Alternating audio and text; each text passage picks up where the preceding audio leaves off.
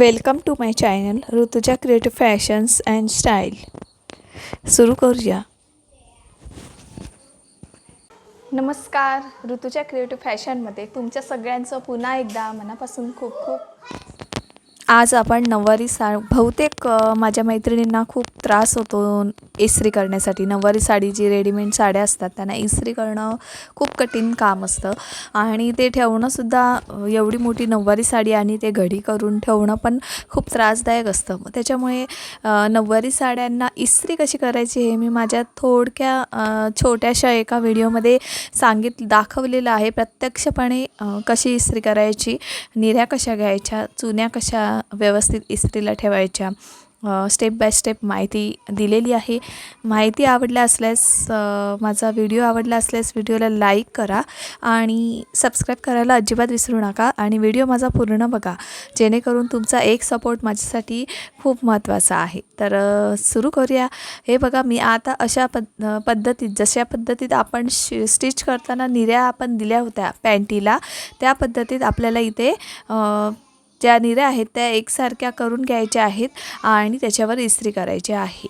आणि इस्त्री करताना अगदी काळजीपूर्वक करायची, इस्त्री लागू नये याची पण काळजी घ्यायची असते. ठीक आहे.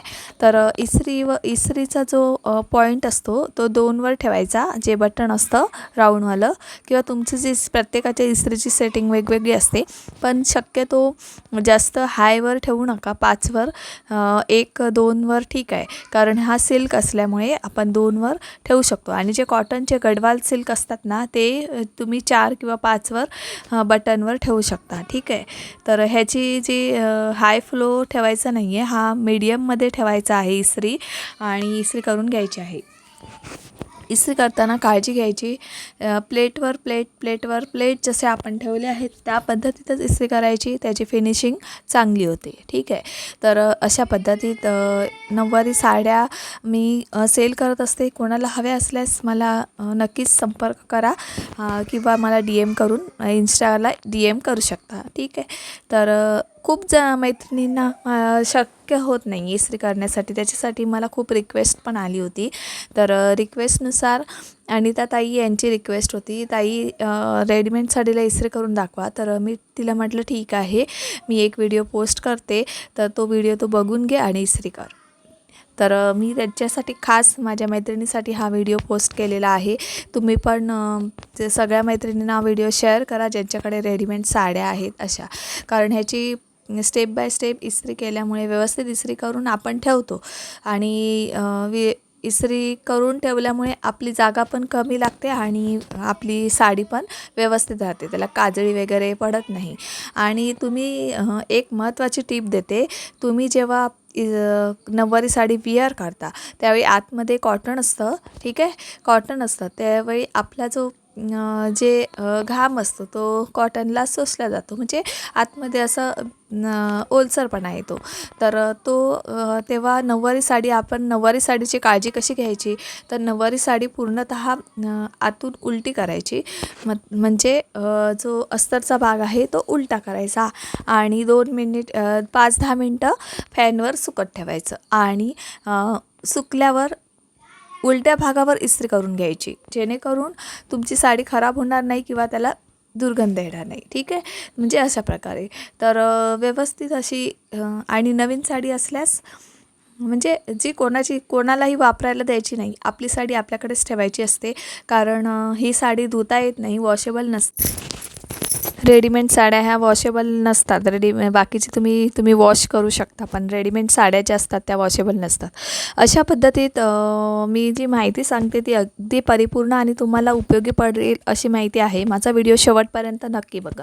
तर स्टेप बाय स्टेप इस्त्री कशी करायची. आता ह्या ज्या आपण दोन्ही पायांना ज्या चुन्या काढल्या होत्या त्या चुन्या एकसाथ सेट करून घ्यायच्या, एका हाताने सेट करायच्या, दुसऱ्या हाताने इस्त्री करून घ्यायची, व्यवस्थित इस्त्री करायची. आणि इस्त्री करताना सुद्धा काळजी घ्यायची आपली इस्त्री कुठे लागू नये याची. ठीक आहे.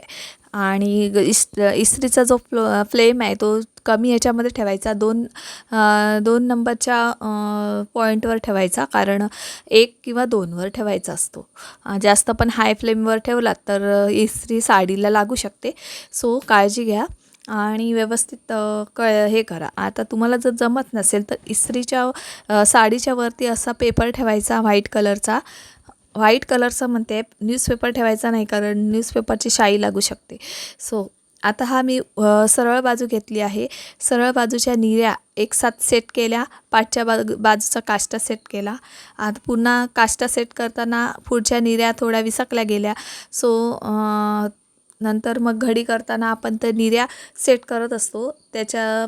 आता इथे मी व्यवस्थित अशी दुमडून, कारण मला पदर इस्त्री करायचा आहे म्हणून अशा पद्धतीत दुमडून पदर इस्त्री करून घ्यायचा.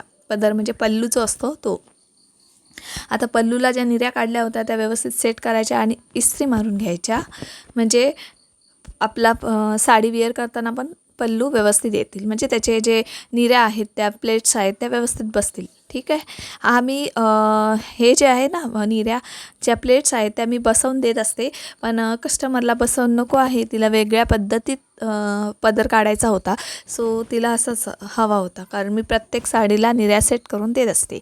सो आता इथे व्यवस्थितपणे पदरालासुद्धा जसं आपण पूर्ण साडीला इस्त्री केली त्या पद्धतीत पदरालासुद्धा इस्त्री करून घ्यायची आहे. पदराला इस्त्री करताना काळजी घ्या, कारण आपली म्हणजे पदरचा कसा त्याच्यात अस्तरचा भाग नसल्यामुळे हा पातळसा असतो, म्हणजे त्याच्यामुळे इस्त्री लागू शकते. आता इथे मी तुम्हाला घडी कशी करायची, इस्त्री केल्यावर घडी कशी करायची हे मी तुम्हाला दाखवणार आहे. तर इथे एक मी वहीचा फुट्टा घेतला आहे. वहीचा म्हणजे कुठच्याही वहीचा चालतो. आता ही अशा पद्धतीत घडी करायची, वहीचा फुट्टा ठेवायचा. जर तशी घडी नाही जमली तर ती वहीचा फुट्टा आतमध्ये टाकायचा आणि व्यवस्थित सेट करून घ्यायचा, जशी मी साडी सेट करते त्या पद्धतीत. ठीक आहे. आता इथे व्यवस्थित सेट केली आणि घडी पण आता बघा कशी व्यवस्थित करते. आता जो आपण फुट्टा ठेवलेला पार्ट होता, जो म्हणजे निऱ्यांचा काष्टा वगैरे, तो अशा पद्धतीत ठेवायचा असतो आणि व्यवस्थित गुंडाळून घ्यायचा असतो. ठीक आहे. आणि जसं तुम्ही गुंडाळाल त्या पद्धतीत इस्त्री मारायची असते. एक इस्त्री मारून घ्यायची, जेणेकरून आपला आतला पार्ट असतो तो व्यवस्थित सेट होईल. जो आतमध्ये गुंडाळलेला जो भाग असतो तो व्यवस्थित सेट होईल. तर पल्लू बघा, पल्लू पण अशा पद्धतीत इथे सेट करायचा आहे. अशा पद्धतीत छोटीशी घडी करायची आणि आपल्या कॅरी बॅगमध्ये ठेवायची. आता तुम्हाला ह्यामध्ये पण जास्त पण जागा लागणार नाही किंवा तुम्हाला असा गुंडाळून ठेवायची पण गरज नाही. अशा पद्धतीत तुम्ही घडी केली ना तर तुमची साडीसुद्धा व्यवस्थित राहते, कुठे काजळी वगैरे पडत नाही किंवा डॅमेज होत नाही. ठीक आहे. तर जागासुद्धा त्याला कमी लागते. तर माझा व्हिडिओ कसा वाटला तुम्हाला, तुम्ही मला कमेंट्समध्ये नक्की सांगा. आणि व्हिडिओ आवडला असल्यास व्हिडिओला लाईक करा, शेअर करा आणि सबस्क्राईब करायला विसरू नका ताईंनो. नेक्स्ट जे व्हिडिओ येतील ते तुमच्यासाठी खरंच उपयोगी असतील. आणि तर नक्की भेटू आपण पुढच्या ब्लॉगमध्ये किंवा पुढच्या व्हिडिओमध्ये, जे काही नवीन असेल त्यामध्ये. तर भेटू नेक्स्ट. तोपर्यंत बाय बाय आणि टेक केअर. काळजी घ्या, मस्त राहा, खुश राहा. Thank you for watching.